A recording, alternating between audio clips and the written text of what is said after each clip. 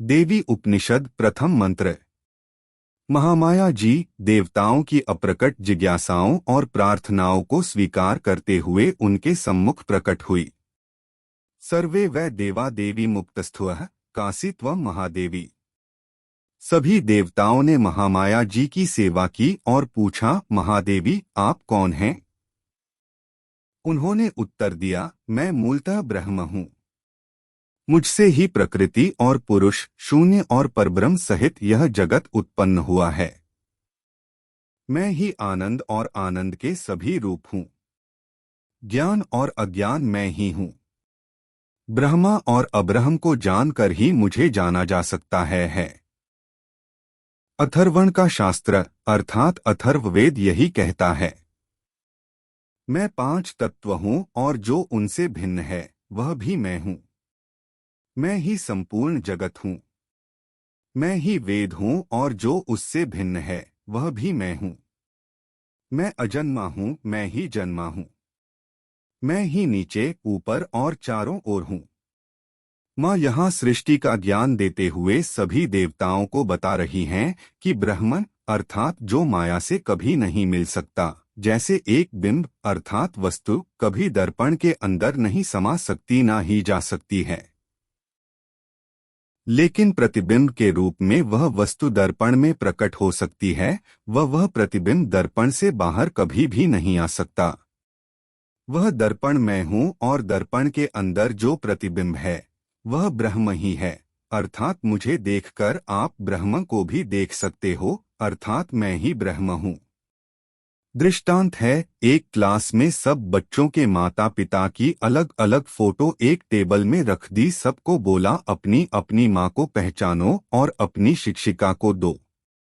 सबने अपनी अपनी माँ की फोटो पहचानकर उठाकर अपनी शिक्षिका को दे दी। अब तत्व की बात यह है कि क्या उस कागज में उनकी माँ आ सकती है?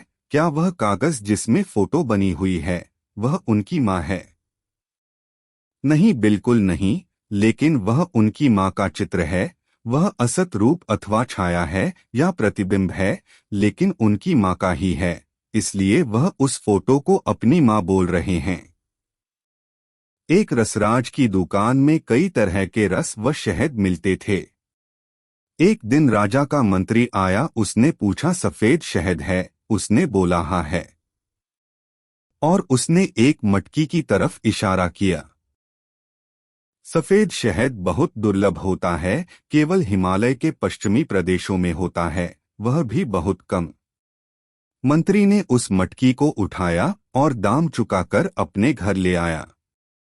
अब क्या मटकी को शहद बोल सकते हैं?